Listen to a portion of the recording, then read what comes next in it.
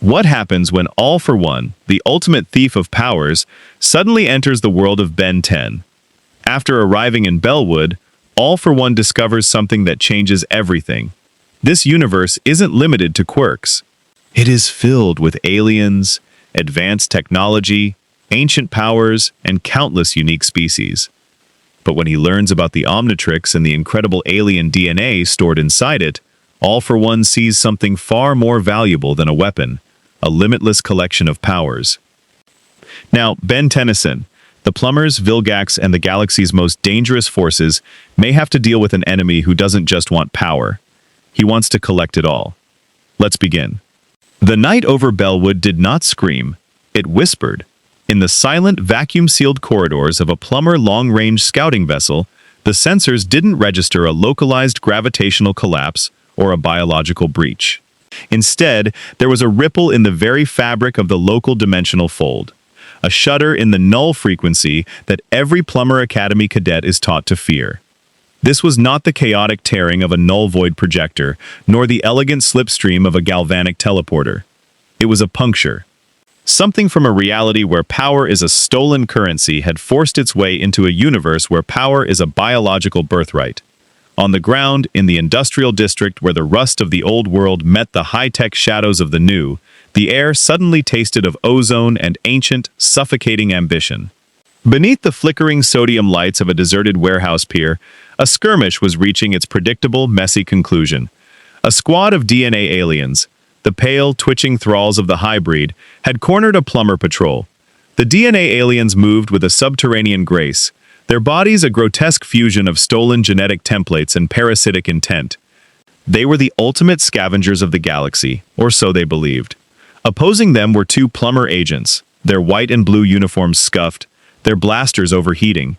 To the DNA aliens, these humans were nothing more than vermin, genetic compost to be repurposed for the Great Purity. But as the lead xenocyte-infected drone lunged, its maw dripping with infectious resin, the world stopped. The air didn't just move, it was commanded to depart. A shockwave of pure, compressed atmospheric pressure erupted from a point of nothingness between the two factions. It wasn't an explosion, it was an eviction of the vacuum. The DNA aliens were tossed like dried husks against the corrugated steel of the warehouse, their chitinous carapaces cracking with the sound of breaking glass. The plumbers were thrown backward, their tactical shields shattering instantly under a force that didn't care about their energy frequency. From the center of the swirling dust and displaced heat, a figure stepped forward. He did not look like an alien. He wore a suit of impeccable, albeit slightly scorched, tailoring. His face was a mask of calculated shadow, topped by a heavy, industrial life support helmet that hummed with a rhythmic, predatory cadence. This was All for One, the symbol of evil, a man who had spent a century cultivating a garden of stolen souls. He stood in the wreckage of a Bellwood pier and did not breathe the air. He appraised it. He tilted his head, his search quirk, a stolen gift from a hero long forgotten, immediately pinging thousands of unique biological signatures across the planet. How curious, All for One mused, his voice a rich, cultured baritone that carried the weight of 1,000 murders. This world, it doesn't have the chaotic, messy evolution of the quirk-born. It is structured. It is categorized. Every creature here carries a library of genetic information that is stable. It is a buffet of infinite variety, laid out with the precision of a master chef. One of the DNA aliens, its primitive brain overridden by its parasitic hunger, scrambled to its feet. It hissed, firing a glob of paralyzing resin at the intruder's head. All for One didn't turn. He merely raised a hand. Black, red-veined tendrils. The rivet stab quirk erupted from his fingertips with the speed of a railgun. They didn't just pierce the alien. They threaded through its nervous system, pinning it to the ground. Then, the horror began. All for One walked toward the struggling creature. He didn't use a blaster. He didn't use a gadget. He reached out and placed a palm on the creature's slick, pale skull. "You are a parasite," he whispered. "A thief of forms. In my world, I was the only one allowed that distinction. Let us see what your purity is worth." The quirk activated. In the My Hero universe, All for One stripped quirks, the plus alpha element of human DNA. Here, in a universe defined by the diversity of its species, the power adapted. It didn't just look for a quirk, it looked for the defining biological essence. The DNA alien let out a sound that was less a scream and more the sound of a soul being unspooled. The pale blue light of its genetic template was physically dragged out of its pores, flowing like liquid mercury into All for One's palm. The creature didn't just die, it became an empty shell, its very cellular structure collapsing into a pile of generic, gray dust. All for One closed his fist. He felt the rush of a new sensation, the ability to generate high-velocity resin and a slight increase in subterranean sensory perception. It was a low-tier power, a pebble added to a mountain, but the implication was intoxicating. In this universe, he didn't need to wait for a child to be born with a power. He simply had to find a specimen. The two plumber agents watched in paralyzed terror. They had seen Vilgax tear through reinforced hull plating. They had seen the hybrid glass entire moons. But they had never seen a man eat a life form's heritage. One agent, his hand trembling, reached for his communicator to signal the Tennyson boy. Before he could speak, the air in front of him distorted. All for One was there, moved by a warp quirk that defied the linear physics of this reality. He gently took the communicator from the agent's hand. "A distress call?" All for One asked, his invisible eyes seemingly boring through the agent's visor. "No, not yet. I require an introduction to the great houses of this realm. I am told there is a boy with a watch, a device that contains the blueprints of a galaxy. To a man like me, that isn't a weapon, it's a catalog. And I have always been a very greedy man." He crushed the communicator. With a flick of his wrist, he used a repulsion quirk to send the plumbers flying into the bay, not to kill them, but to ensure they lived to spread the word. A new legend was being written in the dark corners of Bellwood, one that didn't involve galactic codes or plumber regulations. All for One looked up at the twin moons of the Earth, his mind already calculating the political value of the factions he sensed. He saw the Forever Knights in their castles of stolen tech. He saw the shadows of the Rooters in the Null Void. He saw the grand, arrogant fleet of the Hybrid hanging in the Lagrange point. To Ben Tennyson, these were threats to be stopped. To All for One, they were investors. And he was here to take over the firm. If you want to see more characters enter different universes, hit that subscribe button and drop the name of a character and the universe you'd want to see them in down in the comments below. The spice must flow. The castle of the Forever Knights stood like a jagged tooth against the skyline of upstate New York, a relic of an era that never truly existed. Inside its stone walls, the air hummed not with the prayers of monks, but with the high-frequency whine of unauthorized galvanic tech and repurposed weaponry from a dozen different star systems. The Knights were a faction defined by a singular burning hypocrisy. They loathed the alien, yet they built their power upon the discarded bones of extraterrestrial civilizations. To them, the universe was a collection of threats to be quarantined. To the man walking through their front gates, they were merely a localized labor force with a convenient aesthetic. All for One did not breach the castle's defenses with a clamor of war. He simply walked. The heavy iron and titanium doors, reinforced with energy shielding that could withstand a direct hit from a Tetraman siege engine, didn't explode. They groaned, the metal warping and flowing like heated wax as All for One used a combination of a molecular vibration quirk and simple telekinesis. He stepped into the great hall, his boots clicking rhythmically on the cold flagstones. A dozen knights, clad in their gleaming neo-medieval armor, leveled their lances. These were not mere decorative spears. They were high-output particle accelerators, capable of vaporizing a Volpomancer at 50 paces. "Halt, intruder!" The lead knight, a man whose voice was amplified by a Vox unit in his helmet, commanded. "You stand on the sovereign ground of the Forever King. State your lineage, or be purged as an agent of the Offworlders." All for One paused, his life support mask emitting a soft, rhythmic hiss that seemed to synchronize with the heartbeat of everyone in the room. "Lineage?" he repeated, the word tasting of amusement. "A charmingly archaic concept. If you require a title, you may refer to me as the man who will bring order to your chaos. I am not an agent of the Offworlders. In fact, I find their lack of discipline tiresome." "Open fire!" The great hall was instantly crisscrossed by beams of searing violet light. The temperature in the room spiked as the energy concentrated on the single point where the intruder stood. But when the smoke cleared, the knights didn't see a scorched corpse. They saw a sphere of absolute darkness. All for One had activated a force field quirk, reinforced by impact recoil. He hadn't just blocked the shots, he had absorbed their kinetic potential. With a negligent flick of his fingers, he released the energy. A wave of concussive force rippled outward, not to kill, but to dismantle.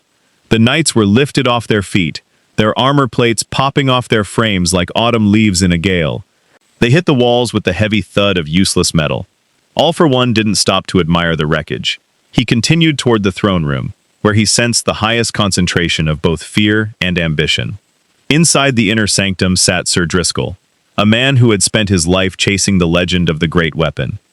He watched on his monitors as this stranger moved through his best warriors, as if they were made of paper.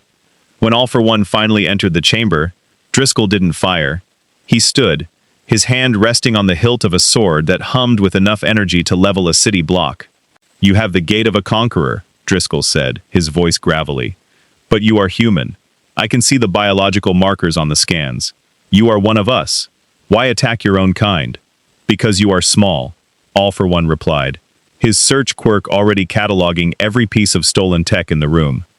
"You hoard these toys, these fragments of alien ingenuity, and you think yourselves masters of the earth. But you are merely children playing with the discarded tools of your betters. You hate the alien, because you fear the evolution they represent. I, however, do not fear evolution. I command it." All for One moved with a speed that defied the optical sensors in Driscoll's helmet. One moment he was at the door. The next, he was inches from the king's face. He reached out, not for the sword, but for Driscoll's throat. "I have been observing your network," All for One said, his voice dropping to a conspiratorial whisper. "You have satellites. You have deep space scanners. You have mapped the evolutionary hotspots of this planet, the places where the DNA of this galaxy congregates. You seek to destroy it. I seek to catalog it. We will never serve a freak," Driscoll spat, triggering a hidden trapdoor. Before the mechanism could even click, All for One's hand erupted with rivet-stabbed tendrils. They didn't just pierce the floor, they seized the gears of the castle's infrastructure, freezing the machinery in a grip of iron. With his other hand, All for One touched Driscoll's forehead.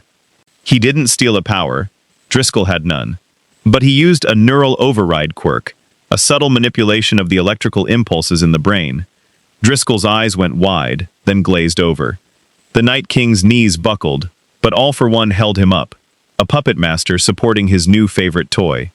"You don't understand the privilege I am offering you," All for One said to the room at large, as the remaining knights gathered at the entrance, weapons trembling. "I am the ultimate human. I am the culmination of a century of stolen potential. Under my guidance, the Forever Knights will no longer be a joke in the shadows of the Plumbers. You will be the harvesters. You will find the specimens. You will bring me the DNA of the stars, and in return, I will grant you fragments of my own power. A quirk for a kingdom. Is that not a fair trade?"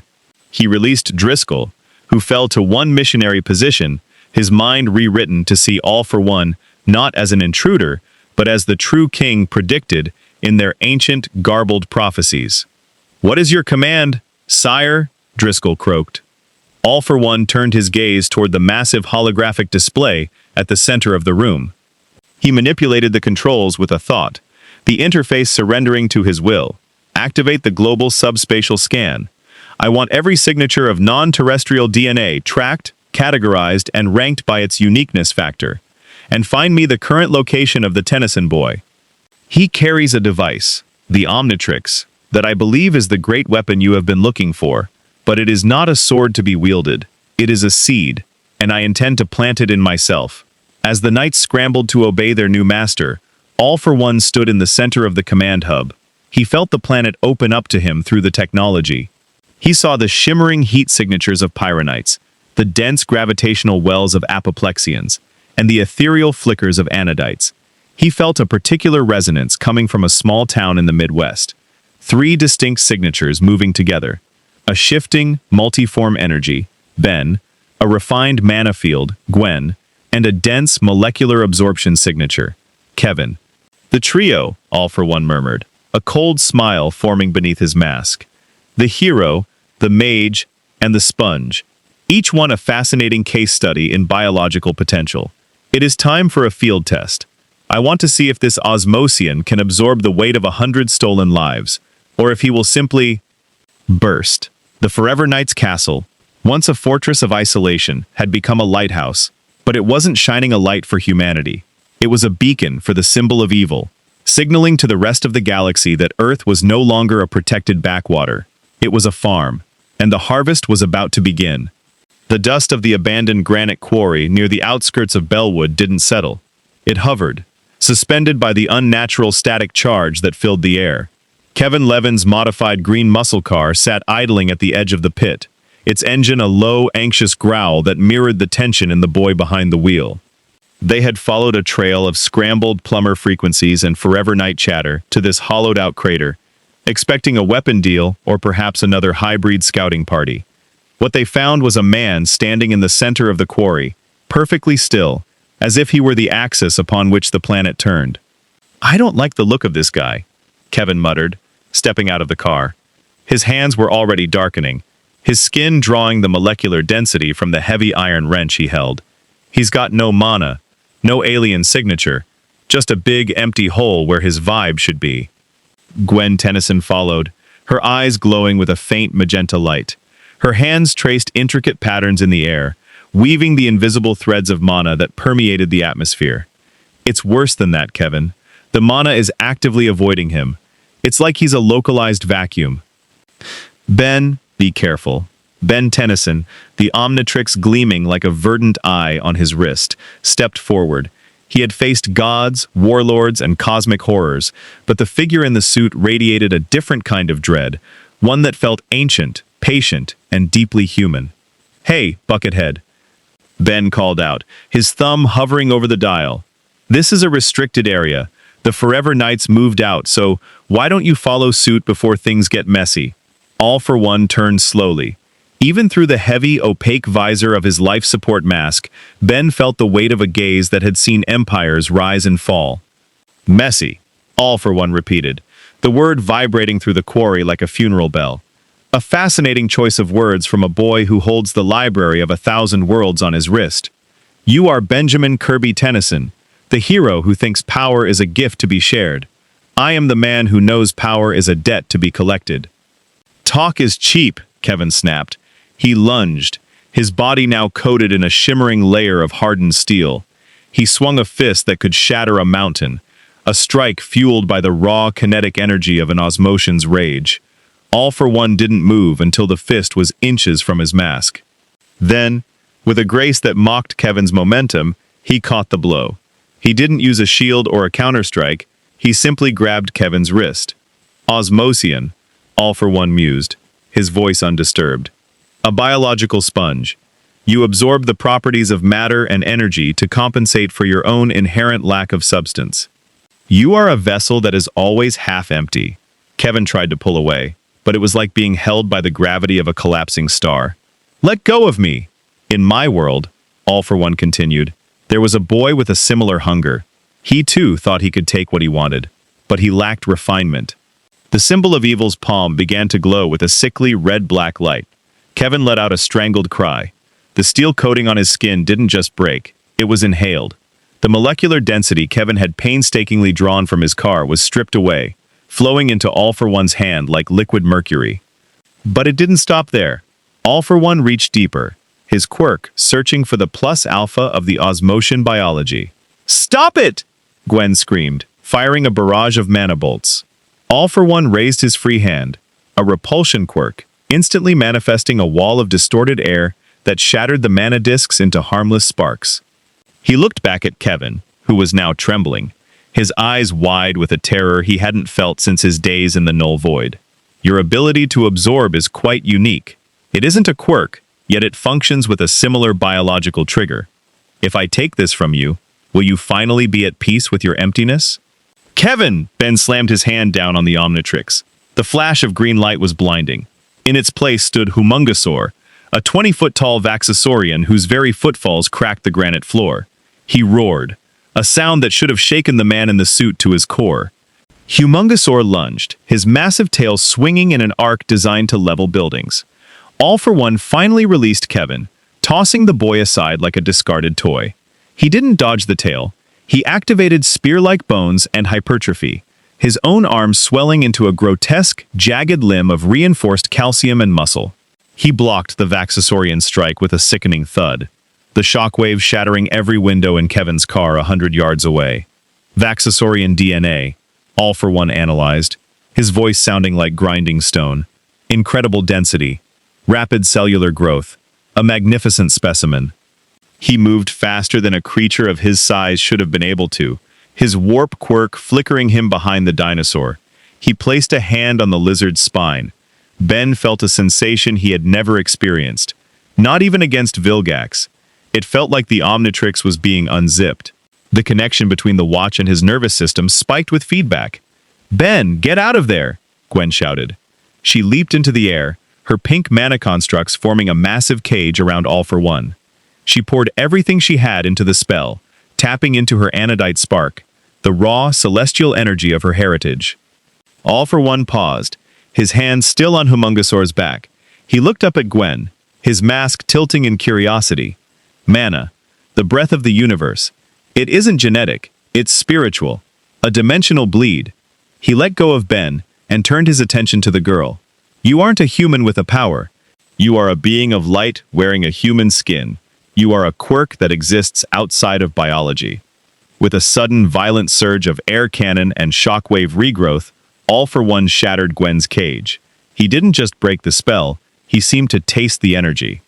I cannot steal your soul, little anodite. Not yet. My current vessel is built for the physical, not the ethereal. But your presence here tells me that this universe has depths that my old one lacked. You are a fascinating variable. He turned back to the trio. Kevin was unconscious, his body pale and drained of all energy. Gwen was panting, her mana flickering like a dying candle.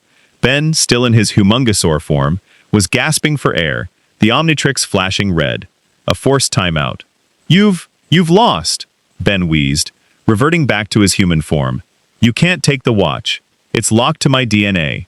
Lock, All for One chuckled, a sound of genuine warmth that was more terrifying than a scream. You think in terms of security systems and passwords. I think in terms of harvest. I don't want your watch, Benjamin. I want the source. I want the world that holds the codon stream. I want the planet that serves as the archive for the galaxy's evolution. He began to float, his levitation quirk carrying him toward the rim of the quarry. Consider this a preliminary assessment. Your powers are raw, unrefined, and tied to your emotions. You are children playing with the fire of the stars. I will allow you to live for now. A farmer does not pick the fruit before it has reached its peak. Grow stronger, Tennyson. Refine your forms. Expand the library of your watch. Because when I return, I will not be taking a sample. I will be taking the entire inventory. A black mist, the warp quirk, swirled around him, and in an instant, he was gone. The silence that followed was heavy, broken only by the sound of the wind whistling through the cracked granite. Ben stood over Kevin, his hand shaking as he reached for his plumber badge. He looked at Gwen, who was staring at her own hands as if they no longer belonged to her. For the first time in his life, the boy who could become anything felt like he was nothing. Gwen, Ben whispered, his voice cracking. What was that? He didn't just fight us. He was studying us, like we were specimens in a jar. He's a predator, Ben, Gwen said, her voice hollow. But not like Vilgax. Vilgax wants to rule. This man, he wants to consume. He doesn't want the galaxy. He wants to be the galaxy. High above the earth, in the cold, sterile silence of his command ship, Vilgax watched the recording of the quarry battle. His cybernetic eyes narrowed as he watched a human man block a Vaxasaurian with his bare hands. He saw the theft of Kevin's energy. He saw the rejection of Gwen's mana. So, the Conqueror of 10 Worlds hissed, his voice echoing in the empty bridge. A new player has entered the game. One who treats the DNA of my subjects as his own personal treasury. Send the bioscanners. I want to know exactly what this All for One is made of. If he wants a harvest, he will find that I am a very bitter crop to swallow. The board was set. The pieces were moving. And in the shadows of the Forever Knight's castle, All for One began to synthesize the trace amounts of Vaxasaurian and Osmosian DNA he had managed to pull. He didn't just want their power, he wanted to understand the Ultimatrix function he had sensed within the watch. Evolution through combat, a concept he knew all too well. The interior of the Plumber headquarters beneath Mount Rushmore was usually a hive of calculated, high-tech efficiency. It was a place of glowing holoscreens, the rhythmic chime of deep space monitors, and the steady, reassuring presence of Magister Patellidae and the other ranking officers. But today, the air felt thick, charged with the kind of oppressive silence that precedes a planetary extinction event. In the central war room, Max Tennyson stood before a massive panoramic display, his face etched with lines of worry that hadn't been there even during the height of the hybrid invasion. On the screen, a looped recording of the quarry battle played in slow motion. He watched as his grandson, in the form of Humungosaur, was brought to his knees by a man who looked like he belonged in a boardroom, not a battlefield. Max's eyes weren't focused on the punches, though. He was looking at the energy readings, the way the biosignatures of the trio dipped and flickered the moment the stranger touched them. "Magister, I've seen a lot of things in my time with the Plumbers," Max said, his voice low and gravelly. "I've seen the Incursion's glass worlds. I've seen ectonurites possess entire populations. But this is different. This man isn't just a combatant. He's a Class X interdimensional anomaly." "Class X?" Patellidae puffed out his cheeks, his scales pale under the fluorescent lights. "Max, that's a designation reserved for rogue celestial sapiens or chronosapien temporal collapses. You think one human with a fancy mask is on that level?" "I don't think he's human anymore," Max replied, tapping a key to bring up a chemical analysis of the air samples Ben had brought back. "Look at the cellular remnants left at the scene. They're a chaotic soup of dozens, maybe hundreds of different species. It's like he's a walking ecosystem of stolen traits. He doesn't use technology to mimic powers. He is the power. And according to the energy spike we recorded when he vanished, he didn't use a teleporter. He folded the dimension inward. He's using a biological ability to bypass our security grids." "Which means," Gwen added, stepping into the light of the war room, her arm still in a mana-infused sling, "none of our containment fields will hold him. Grandpa, he didn't just hurt Kevin. He took something from his core. Kevin's DNA is unstable. It's like the blueprint of his Osmosian ability was smudged." Before Max could respond, a red alert light began to pulse across the entire facility. The computerized voice of the base AI cut through the tension. "Security breach, Sector 7. Null void gateway activated without authorization." "Sector 7? Max's heart sank. "That's the high security processing wing. He's not here for us. He's here for the prisoners." Deep within the bowels of the mountain, in a chamber reinforced with 5 meters of dense lead and graviton-shielded plating, the null void projector stood like a silent monolith. This was the gateway to the ultimate prison, a dimension of lawless chaos, where the galaxy's most dangerous threats were cast out. The air in the room suddenly curdled. A black, oily mist began to seep from the floorboards, defying the high-grade ventilation system. All for One stepped out of the shadows, his life support mask hissing in the sterile air. He looked at the massive projector with the appreciation of a jeweler looking at a raw diamond. "A gateway to a world of discarded potential," he murmured. "The Plumbers are so wasteful. They find greatness, and they bury it in the dark, hoping it will be forgotten. But I have always been a fan of lost causes." A squad of Plumber guards, armored in heavy-duty exosuits, burst into the room. They didn't hesitate. They unleashed a barrage of sonic cannons and cryo-shells. All for One didn't even raise a hand. He simply activated a kinetic reversal quirk he had synthesized from a captured Tetramand. The sonic waves hit an invisible wall and bounced back with triple the intensity, shattering the exosuits and sending the guards into unconsciousness before they could even scream. He approached the projector's control console. His search quirk allowed him to see the digital architecture of the device as if it were a physical map. He didn't need a password. He simply manipulated the electrical impulses within the circuitry using a static mastery quirk. The gate groaned to life, a swirling vortex of crimson and gray energy tearing open in the center of the room. "Now," All for One said, his voice carrying into the vortex, "let us see who among you is tired of the dark." He didn't jump in. He reached his hand into the void. His arm elongated, morphing into a mass of black and red tendrils that stretched hundreds of feet into the other dimension. He wasn't fishing blindly. He was looking for specific signatures, the ones that radiated the most bitterness, the most untapped biological power. The first to be dragged out was Dr. Animo, The mad geneticist, his skin a sickly green and his mind fractured by his own experiments, scrambled onto the floor, gasping for breath. He looked up at the towering figure of All for One and saw not a man, but a god of the very science he worshipped. Who are you?" Animo stammered, his mechanical headpiece sparking. "Your genetic structure? It's magnificent. It's a masterpiece of hybridization. I am your new patron, Doctor," All for One replied, his rivet-stabbed tendrils pulling more figures from the void. A group of Vreedle thugs, a rogue volpinic hunter, and a high-tier mercenary known as 7-7 were tossed onto the cold floor. "The Plumbers saw you as a nuisance. I see you as an R&D department. You seek to create life through machines and stolen samples. I am the life you seek to create. Join me, and I will give you access to a genetic library that makes the Omnitrix look like a child's picture book." Animo's eyes lit up with a feverish, insane light. He knelt, his forehead touching the cold metal of the floor. "I am yours to command, Master of Forms." "Excellent," All for One said, turning his gaze toward the sirens echoing through the hallway. He could hear Ben Tennyson and the others approaching. He didn't want to fight. Not yet. He had what he came for. A labor force that understood the value of a biological asset. He touched the null void projector one last time. Instead of shutting it down, he reversed the polarity. A massive surge of energy erupted from the machine, not to pull things in, but to broadcast a signal across the entire planet. Every null void portal on Earth, every hidden gateway and illicit projector, began to hum with his frequency. To the forgotten and the forsaken of this world, All for One's voice was broadcast through the planet's subspatial layers. The era of the Plumbers is over. The era of the hero is a lie. I am All for One. If you hunger for the power that was stolen from you, come to me. I have a world to build, and I require architects. By the time Max, Ben, and Gwen burst into the room, the chamber was empty. The null void projector was a melted hunk of slag, and the high-security wing was silent.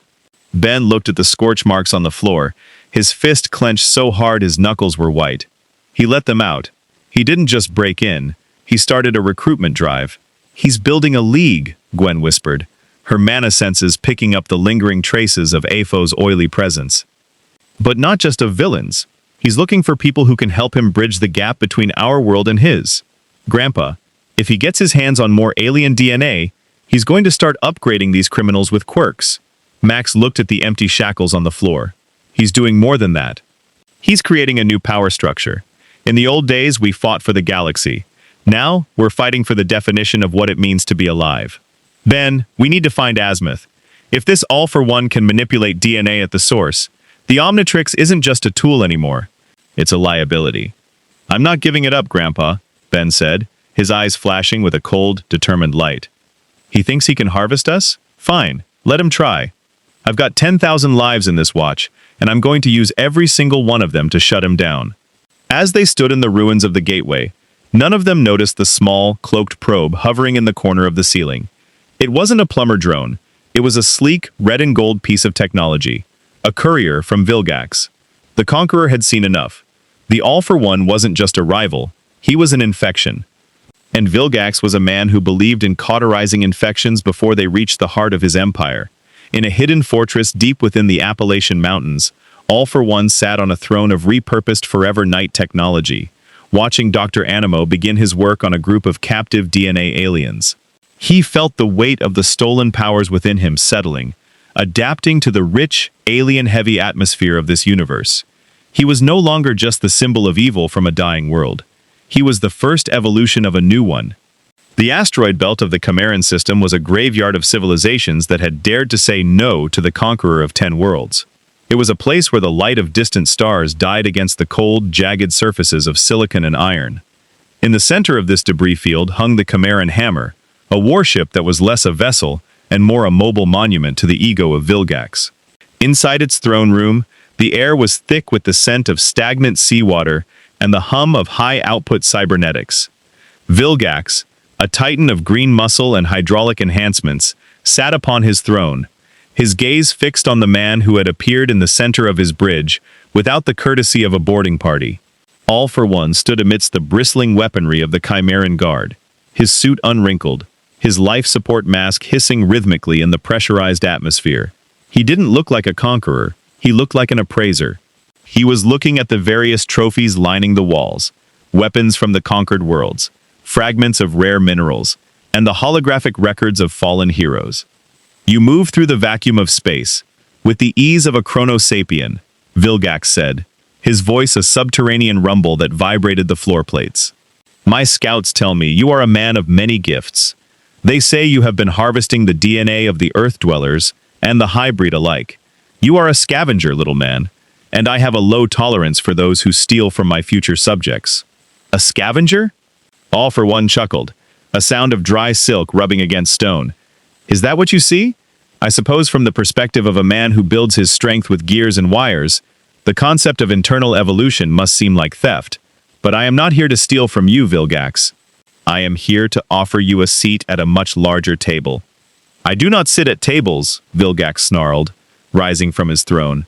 He stood nearly twice the height of All for One, his cybernetic arms whirring as they primed for combat. I rule them. You have something I want. The data on how you bypass the plumber security grids. Give it to me, and I might allow you to serve as the governor of a subsector. All for One tilted his head. You seek the Omnitrix. You have chased it across galaxies, endured humiliations at the hands of a child, and rebuilt your body time and again just to grasp at a tool you don't even fully understand. You think the watch is the power? It isn't. The power is the potential behind it. I can give you what the watch only mimics. I can give you true permanent biological sovereignty. Vilgax paused, his optical sensors flickering. Arrogance was his shield, but his hunger for power was his engine. Explain. Your body is a marvel of chimeran physiology and cybernetic integration, All for One said, walking toward the Titan with a slow, measured pace. But it is a ceiling. You have reached the limit of what surgery and armor can provide. I, however, can grant you quirks, biological anomalies from my world that function like organic machinery. Imagine your strength doubled, not by hydraulics, but by hypertrophy. Imagine your eyes seeing not just the infrared, but the search parameters of every being in a star system. To demonstrate, All for One raised a hand toward one of Vilgax's elite guards, a massive, six-armed warrior. Before the guard could react, a red-black tendril of rivet stab erupted from Apho's palm and tapped the guard's chest. For a moment, the guard spasmed, his eyes glowing with a sudden violent light. His muscles surged, tearing through his armor, and his skin hardened into a diamond-like substance.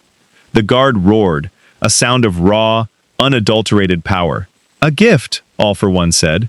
A hardening quirk combined with muscular augmentation. Permanent, stable, and entirely under my control. Or yours, if we reach an accord. Vilgax watched the guard with a mix of suspicion and genuine awe. He had seen DNA manipulation before, but never with this level of surgical precision and speed. He looked back at All for One, his mind calculating the risk. And what is the price of this accord? A man like you does not give away such strength for free.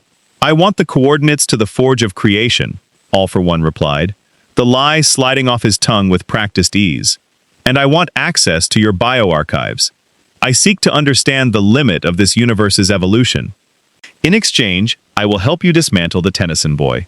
I will peel the Omnitrix from his wrist myself and hand it to you. I don't want the watch, Vilgax. I want the knowledge of its creator. You keep the toy, I keep the architect. Vilgax stepped down from his dais, his heavy boots clanking. He towered over the man in the suit, his shadow swallowing the stranger. You are a serpent. I can smell the deceit in your respiratory system. You plan to use me to reach the Galvan, then discard me when my use is at an end. Naturally, All for One said, his honesty catching Vilgax off guard. And you plan to do the same to me. That is the nature of kings, is it not?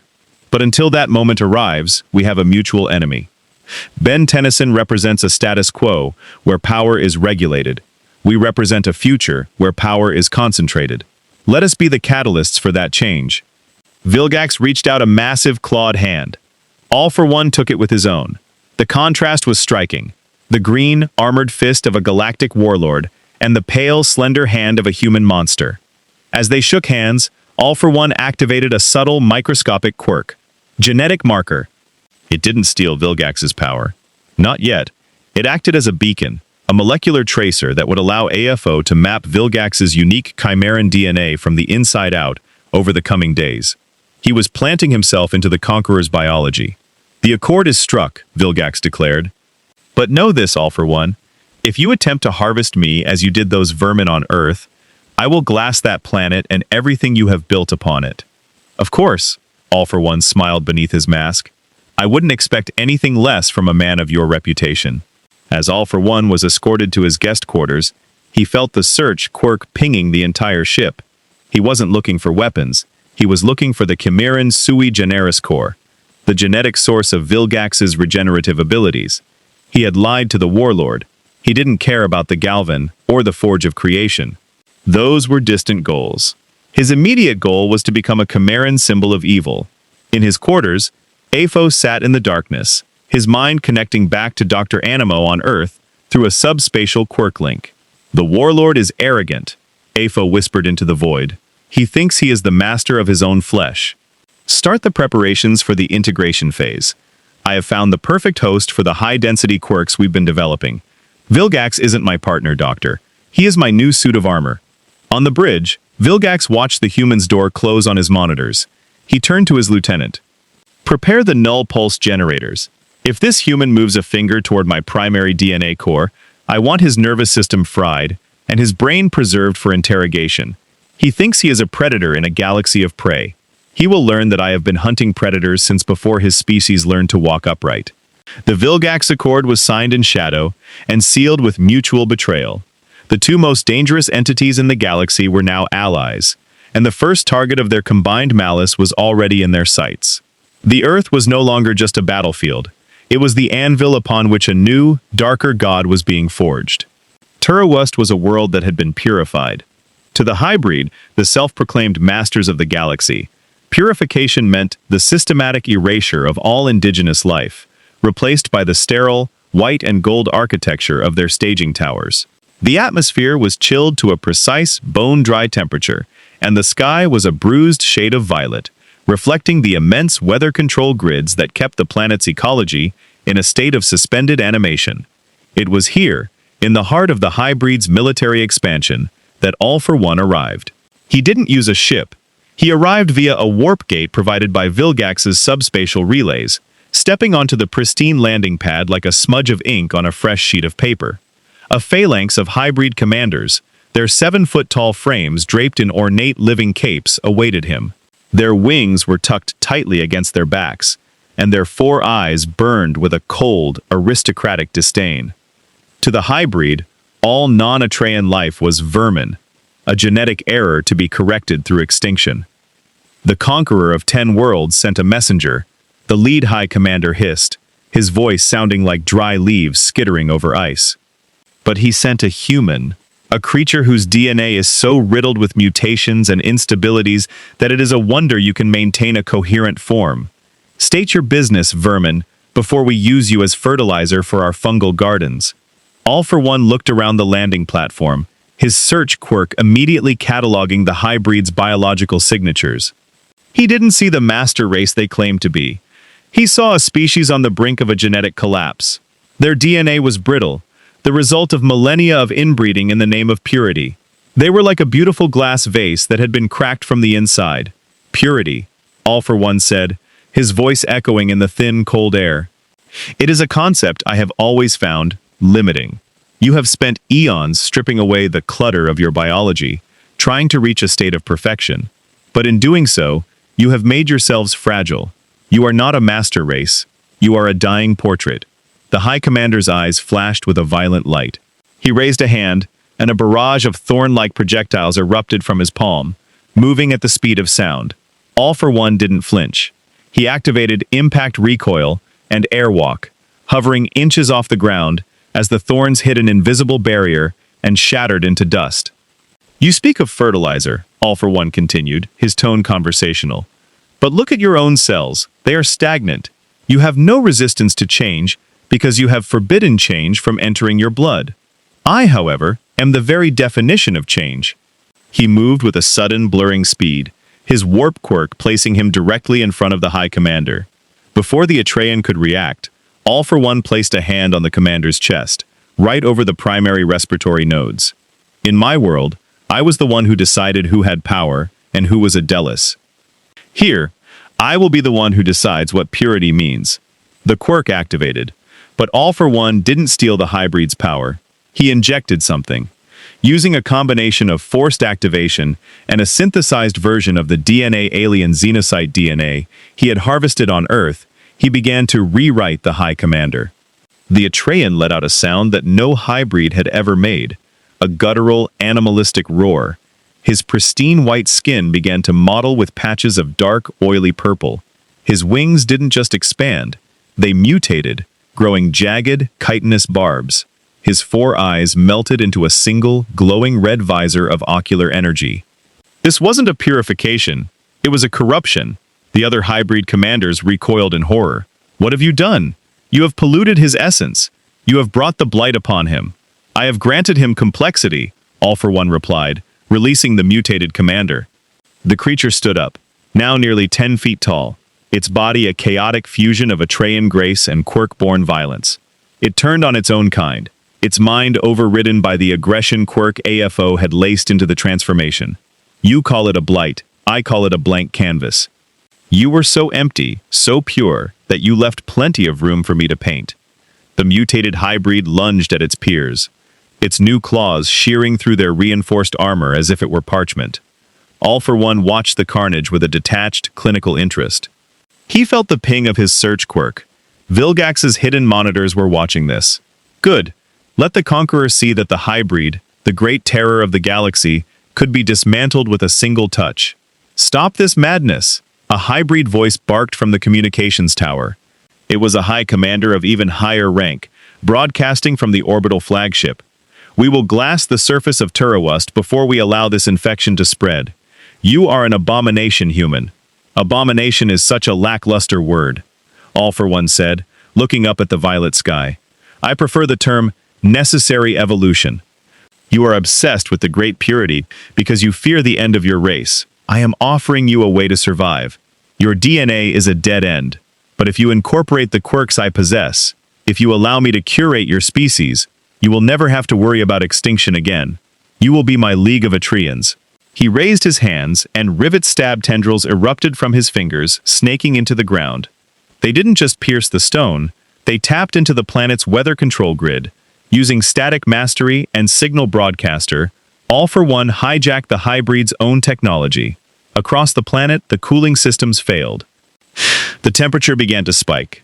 The suspension of the ecology was broken, but more importantly, All for One began to broadcast a genetic frequency. It was a siren song, built from the stolen memories of 100 different species, a pulse that resonated with the decaying DNA of every hybrid on the planet. I am not here to kill you. All for One's voice echoed through the minds of every Atreyan on Turawust. I am here to unlock you. The great purity is a cage. I am the key. Feel the hunger within your own cells. That is the hunger for life. That is the hunger for me. Hybrid soldiers began to drop to their knees in the streets of their sterile cities, their bodies shivering as the marker quirks AFO had released, through the air filtration systems began to take hold. He wasn't turning them all into monsters. Not yet. He was making them dependent. He was introducing a genetic addiction that only he could satisfy. In the orbital flagship, the Supreme Commander watched in stunned silence as an entire world surrendered not to a fleet, but to a feeling. He looked at the human on the screen, standing amidst the blood and the violet dust. He is not a man, the Supreme Commander whispered, his hand trembling. He is a biological virus with a human face. All for One stood on the landing pad, the mutated hybrid commander now sitting at his feet like a loyal hound. He felt the surge of power from the planet's grid, the connection to thousands of new, albeit fragile, biological templates. He had turned a hybrid staging world into a laboratory. The hybrid think they are the pinnacle, All for One murmured to himself. Vilgax thinks he is the master, but they all share the same flaw. They think power is something you have. They don't realize that power is something you are. He looked back at the warp gate. It was time to return to Earth. He had the purity data he needed. He had seen how the hybrid's DNA reacted to forced mutation. Now, he was ready for the real prize. He was ready for the Galvan. He was ready to see how the smartest being in 3 galaxies would react when his greatest invention was used to build a singularity of evil. Galvan Prime was a world of miniature wonders and colossal intellect. From the surface, it appeared as a lush, bioluminescent paradise.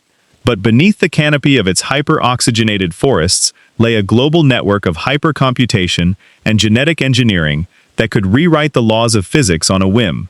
At the center of this world stood the High Lab of Azimuth, the first thinker, the creator of the Omnitrix, and the most arrogant mind in 3 galaxies. Usually, Azimuth moved with the brisk, impatient energy of a man who found the rest of the universe to be a slow-moving disappointment. But today, the first thinker stood perfectly still before a towering holographic array of the Hybrid's Turawas data. His massive eyes, even for a Galvan, were narrowed to slits. He wasn't looking at the mutated hybrid or the scorched cities. He was looking at the molecular vandalism occurring within the DNA strands. "Incredible," Azimuth whispered, his voice a dry, rasping croak. "He isn't just splicing. He isn't just grafting. He is forcing a state of genetic singularity, a collapse of the biological boundary between species. It's not science. It's a cancer with a philosophy." The doors to the High Lab hissed open, and Ben, Gwen, and a visibly pale Kevin Levin stepped inside. Ben looked around the lab, his hand instinctively going to the Omnitrix.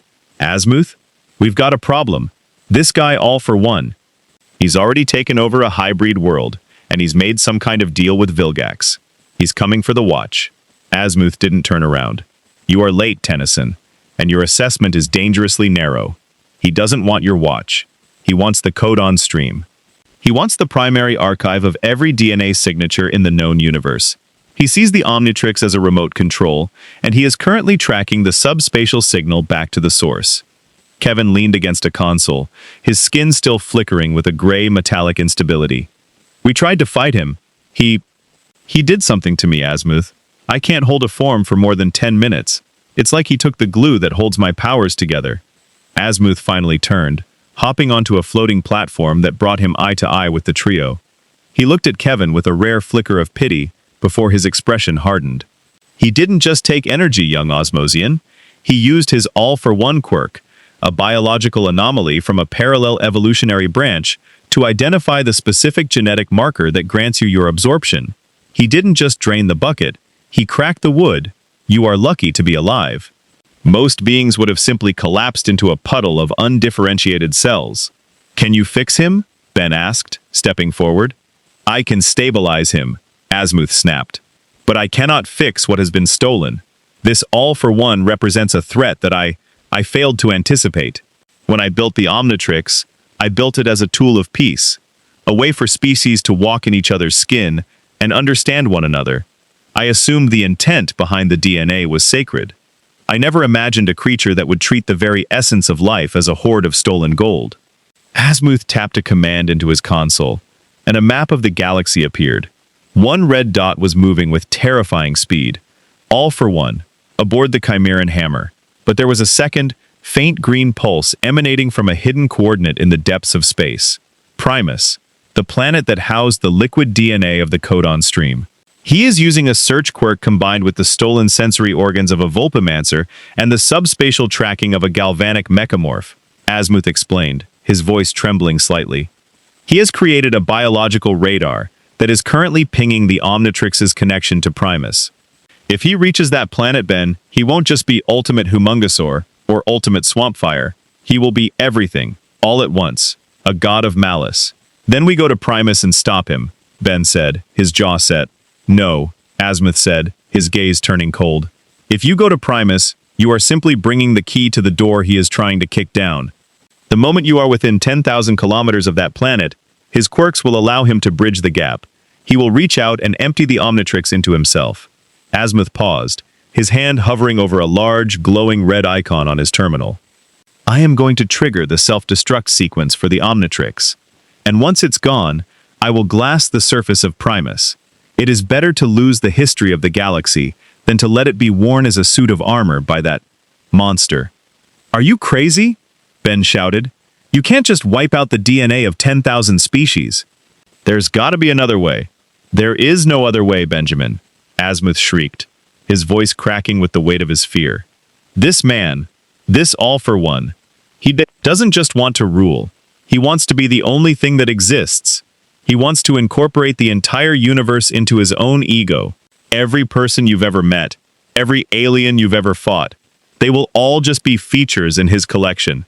I will not be the architect of that nightmare. Gwen stepped forward, her hands glowing with a soft, steady magenta light. Asmuth, wait. Look at the data again. He hasn't reached Primus yet because he's missing something. He has the theft power, but he doesn't have the integration power of the Omnitrix. That's why he needs Ben. He needs the watch to act as a processor for all that DNA.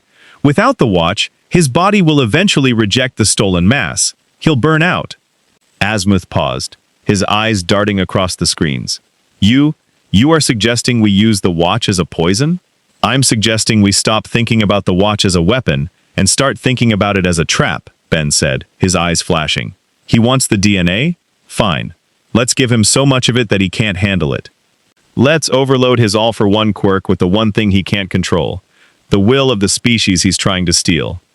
Asmuth looked at Ben, then at the glowing green watch. He saw the boy who had saved the universe, not through raw power, but through heart and stubbornness. The risk is absolute, Tennyson. If you fail, you aren't just dying. You are becoming the fuel for his ascension. I've had a lot of practice being things I'm not, Ben said with a grim smile. What's one more transformation? Suddenly, the high lab shuddered. A proximity alarm blared. Not a plumber alarm, but a galvanic deep space warning. On the main screen, the Chimeran hammer had just dropped out of light speed. But it wasn't alone.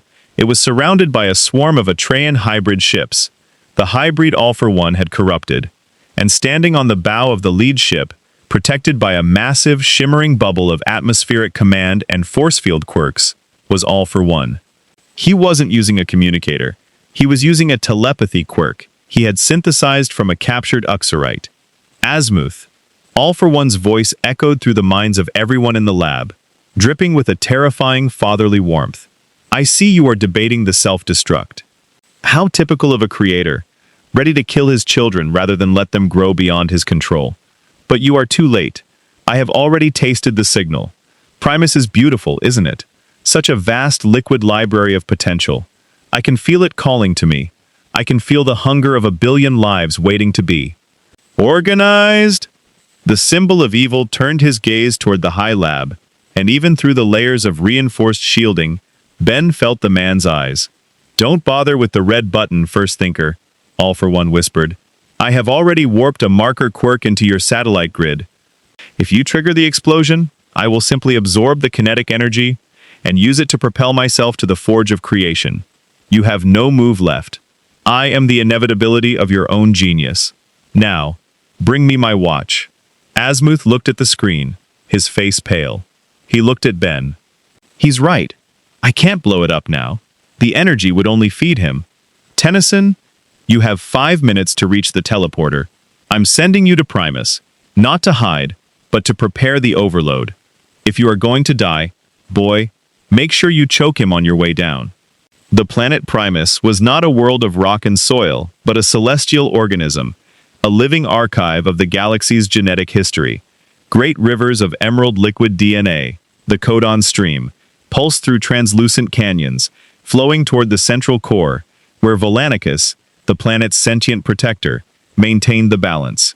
Usually, the atmosphere of Primus was a serene hum of biological potential, but as the Chimeran hammer entered high orbit, the green sky began to bleed into a bruised, oily purple. AFO's presence was a rhythmic, suffocating pressure, a genetic gravity that caused the very rivers of DNA to churn in instinctive recoil. On Earth, the situation was equally dire. AFO had not committed his entire force to Primus. He had sent his League of Evolution to dismantle the heart of the Plumbers.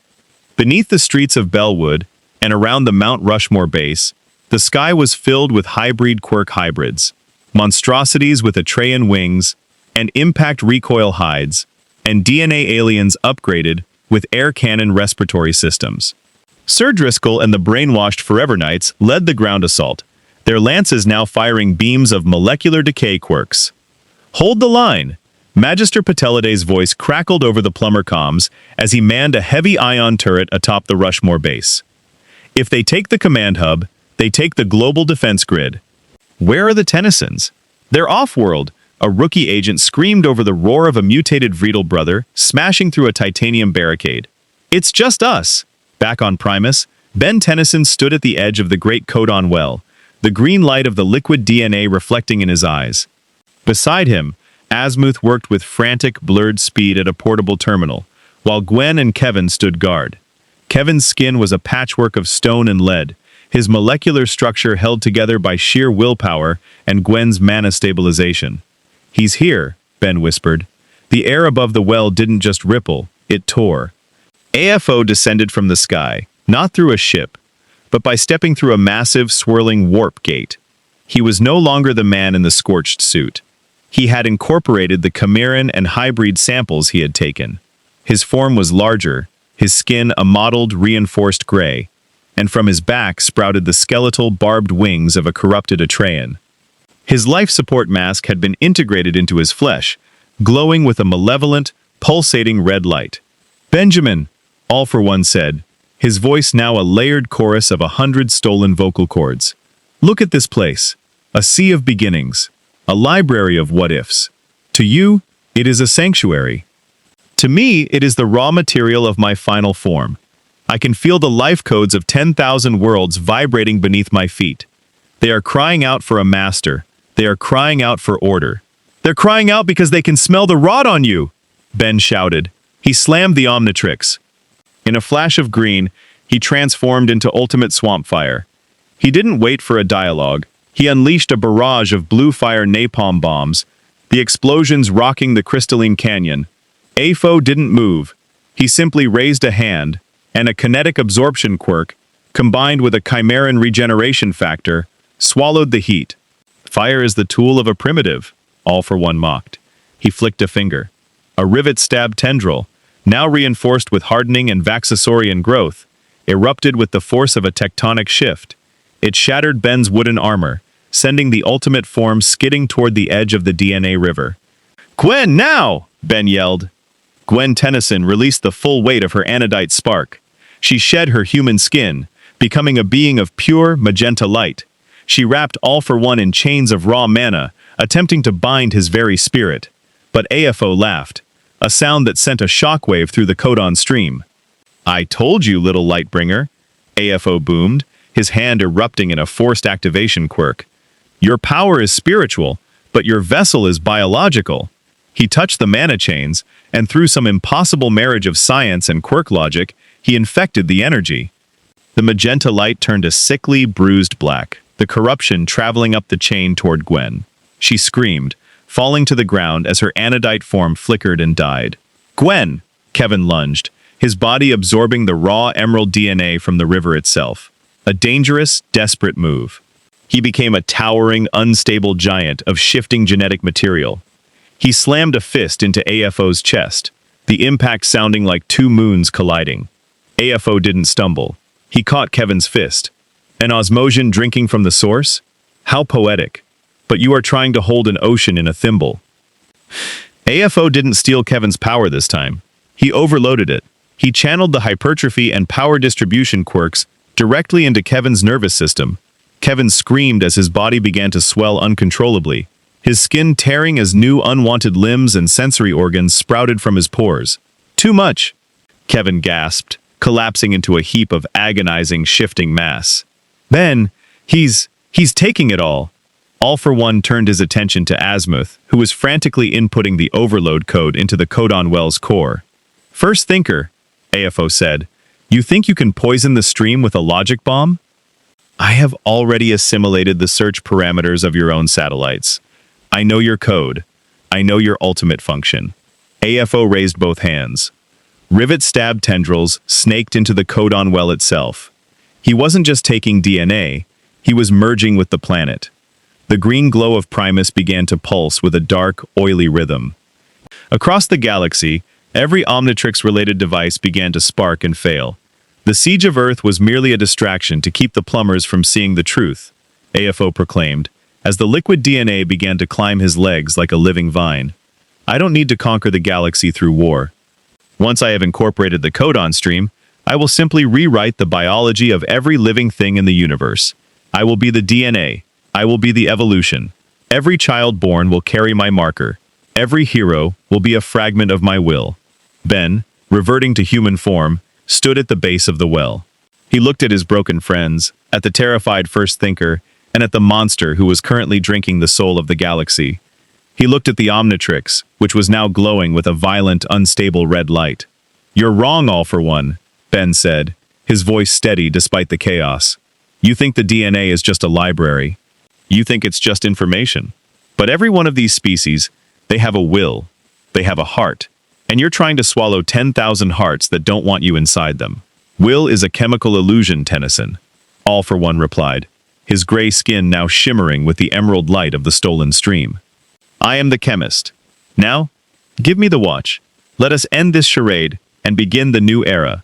Afo reached out, his hand glowing with the All for One quirk, ready to strip the Omnitrix from Ben's wrist. But as his fingers touched the dial, Ben didn't pull away. He twisted the dial to a setting Asmuth had only whispered about in the darkest corners of the High Lab.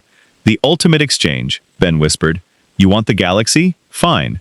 But the galaxy doesn't want you." The flash of light that followed was not green. It was white, the color of a star being born, or a universe ending.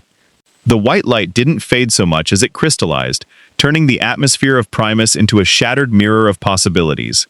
When the glare finally subsided, the scene was no longer a battle between a boy and a monster. It was a collision of two biological philosophies. All for One stood at the center of the codon well, his lower half submerged in the emerald liquid DNA. But he was no longer a single entity. His skin was a churning, translucent membrane, through which the faces and forms of 1,000 different species flickered like ghosts, trapped in a storm. He was the genetic singularity he had promised, a god of stolen potential. But the ultimate exchange had introduced a variable he hadn't calculated, the sheer, unadulterated noise of sentient existence. Ben Tennyson stood opposite him, his form no longer human, but not entirely alien. He was flickering, his body a high-frequency strobe of every transformation he had ever mastered. One second he was the crystalline bulk of Diamond Head, the next the ethereal chill of Big Chill, then the fiery core of Heat Blast. The Omnitrix on his chest was no longer green or red, it was a blinding, incandescent white, humming with a frequency that threatened to shake the planet apart. "You think a surge of data can stop me?" All for One's voice was no longer a chorus. It was a distorted roar, the sound of 1,000,000,000 years of evolution screaming at once. He lunged, his arm morphing into a grotesque fusion of a Tetraman's four-muscled strength and a Petrosapien's jagged crystalline edges. He swung with the force of a falling moon.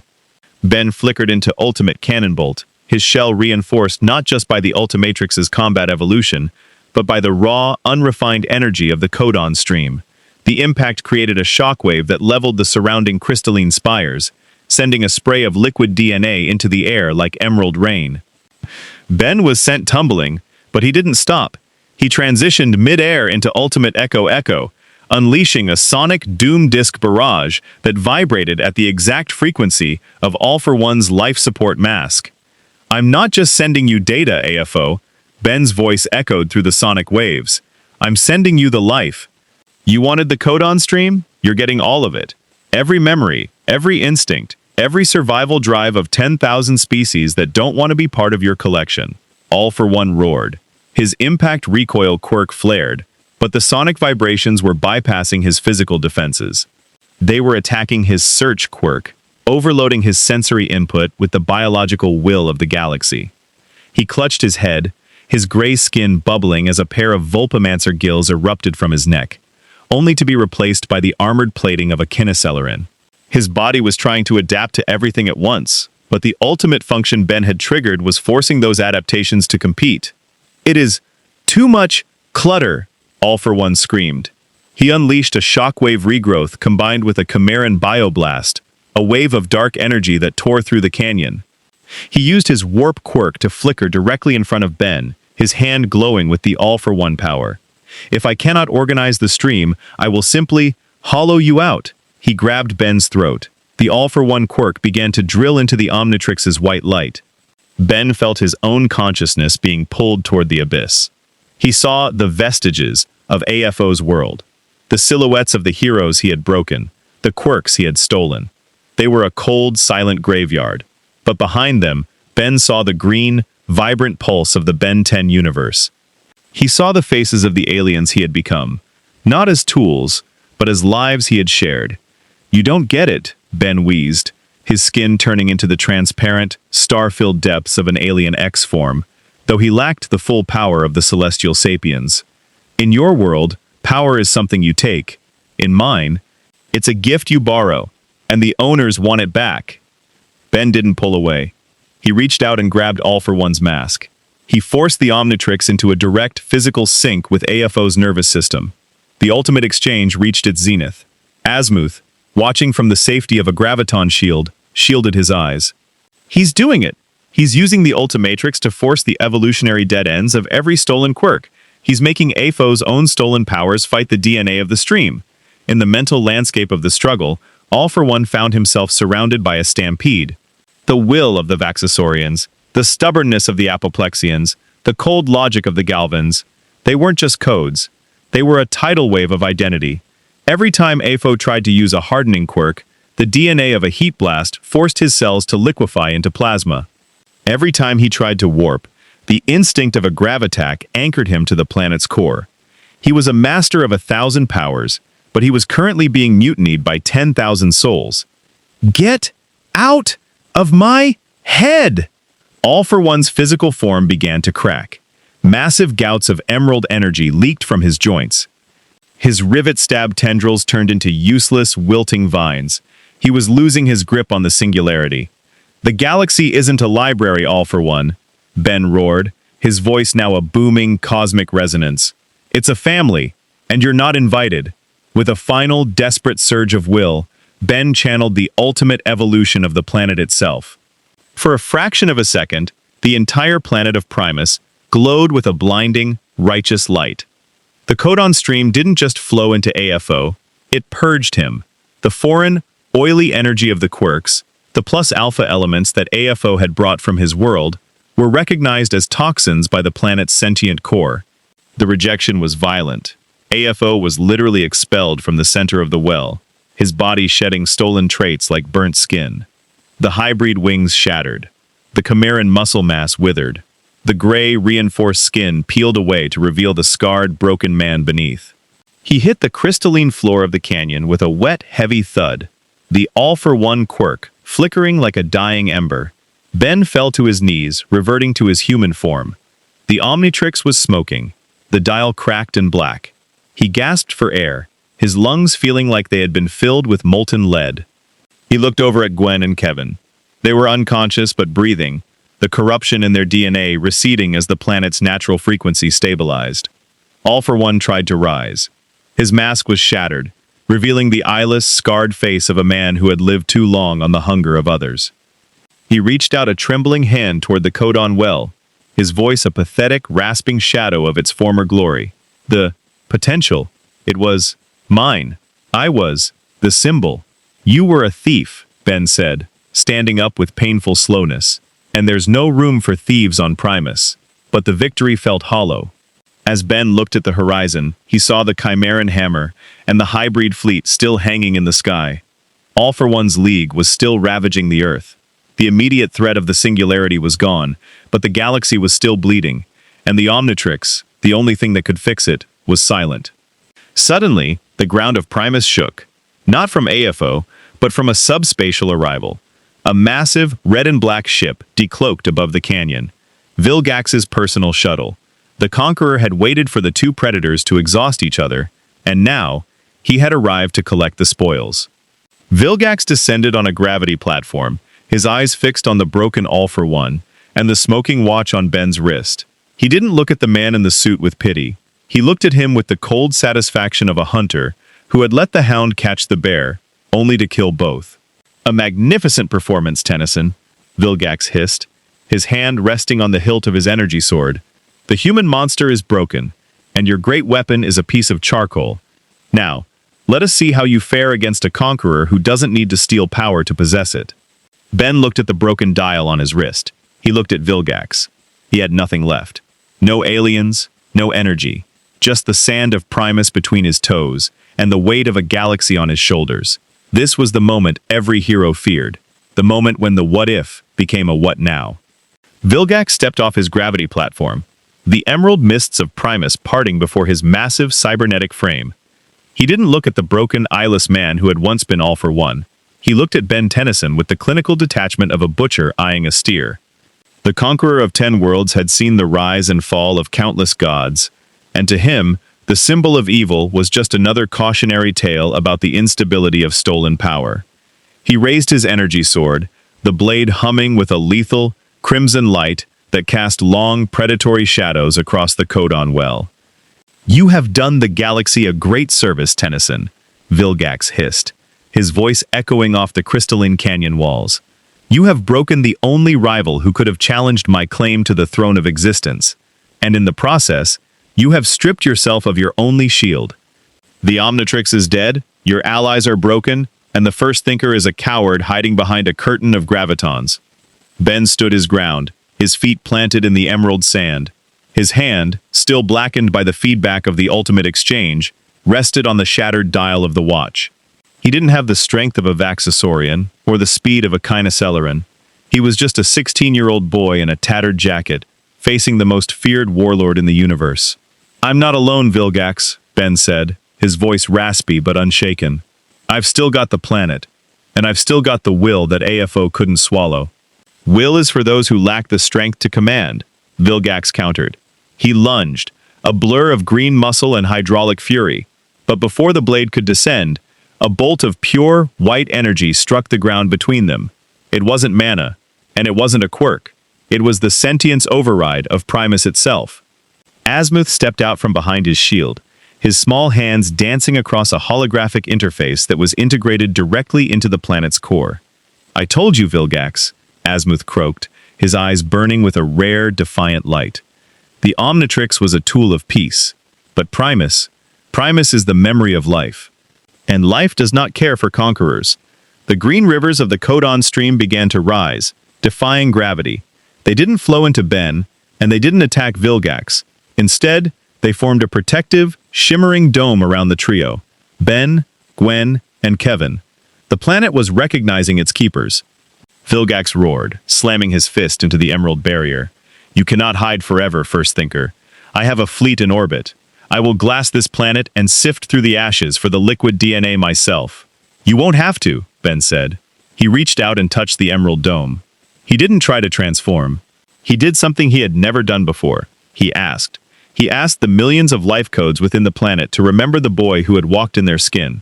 The Omnitrix on his wrist didn't reboot. It didn't flash green. Instead, it became a conduit for the echoes of the heroes AFO had tried to delete. A ghostly, translucent projection of Diamond Head materialized behind Ben, followed by Heat Blast, then Forearms. They weren't physical forms, they were will templates, the collective desire of those species to remain free. When Vilgax swung his sword again, it wasn't blocked by metal, but by the memory of a Petrosapien. The crimson blade shattered against the spectral shield. Ben moved forward, not with super speed, but with the intuition of 100 different species. He dodged Vilgax's blows with the grace of a ghost freak, counterattacking with the strategic precision of a gray matter. "You think ghosts can defeat me?" Vilgax snarled, his cybernetic eyes flickering as his targeting systems failed to lock onto the shifting, translucent forms. "They aren't ghosts, Vilgax," Ben said, landing a punch that carried the kinetic weight of a Tetramand, even in his human hand. "They're the reason you'll never win. You see DNA as a weapon. They see it as a life. And right now, the galaxy wants its life back." As Ben drove Vilgax back toward his shuttle, the League of Evolution on Earth felt the shift. Without AFO's central command quirk to hold them together, the mutations began to destabilize. The corrupted hybrid regained their senses, horrified by what they had become. The Forever Knight's brainwashing crumbled, and the Plumbers, led by Max Tennyson, launched a final, decisive counteroffensive. The symbol of evil had built his empire on the theft of identity, and without him, the identity of the universe was asserting itself with a vengeance. On Primus, All for One watched with his eyeless sockets as the boy he had dismissed as a specimen drove the greatest warlord in the galaxy into a retreat. He felt the last of his stolen quirks, the All for One power itself, receding into a cold, dark corner of his soul. He had tried to be a god of singularity, but he had ended as a fragment of nothing. Vilgax, realizing the planet itself was turning his own cybernetics against him through the codon stream's electromagnetic pulse, finally retreated to his gravity platform. "This is not the end, Tennyson," the Conqueror shouted as he ascended toward his ship. "You have saved a graveyard. Your watch is broken. Your friends are scars. I will return when the planet's will has tired of you." "We'll be ready," Ben said, watching the shuttle disappear into the violet sky. The emerald dome faded, and the silence of Primus returned, a heavy, thoughtful silence. Ben collapsed into the sand, his body finally surrendering to the exhaustion. Gwen and Kevin were beginning to stir, their eyes clear for the first time in days. Asmuth walked over to Ben, looking down at the charred, useless Omnitrix. "It's gone, isn't it?" Ben asked, his voice a whisper. "The device is destroyed," Asmuth said, his tone unusually soft. "But the connection you forged through the exchange, that is something new. You didn't just use the watch, Benjamin, you spoke to the source. It will take time to rebuild a vessel that can contain that kind of resonance." Kevin sat up, rubbing his head. His skin was human again, but he looked at his hands with a strange expression. "I can still feel it," Kevin muttered. "Not the theft, the frequency. Like the whole galaxy is humming." "That is the quirk mark," Asmuth analyzed, hopping onto Kevin's shoulder. All for One changed the biological landscape of this universe. He introduced a mutative strain that will take generations to stabilize. Some people will be born with gifts now, human and alien alike. He didn't create a singularity, but he did create a deviation. The hero business is about to get a lot more complicated.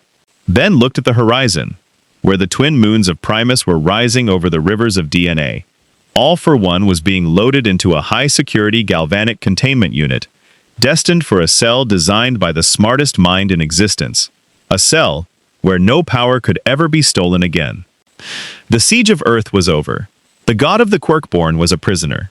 But as Ben touched the broken dial on his wrist, he knew the what-if had only just begun. The universe was different now. It was louder, messier, and filled with a new kind of potential, both for evil and for good. Conclusion: the arrival of All for One did not end in the conquest he envisioned, but in a permanent transformation of the Ben 10 universe. The symbol of evil was neutralized, but the echoes of his All for One quirk remained embedded in the genetic fabric of the galaxy. This quirk singularity seed meant that the next generation of plumbers and heroes would face a reality where biological anomalies were no longer restricted to specific alien species. Humanity, in particular, began to manifest quirks of its own, forcing a new era of political and social regulation that would challenge the Tennysons for years to come. Ben Tennyson emerged from the conflict not just as a hero with a watch, but as a living bridge between the diverse wills of the galaxy. While Asmuth began the arduous task of constructing a new Omnitrix, one capable of handling the evolutionary resonance Ben had tapped into, the trio remained the galaxy's primary defense against the scattered remnants of AFO's League. The Vilgax Accord was shattered, leaving the Conqueror more paranoid and dangerous than ever, now obsessed with the quirk DNA hybrids.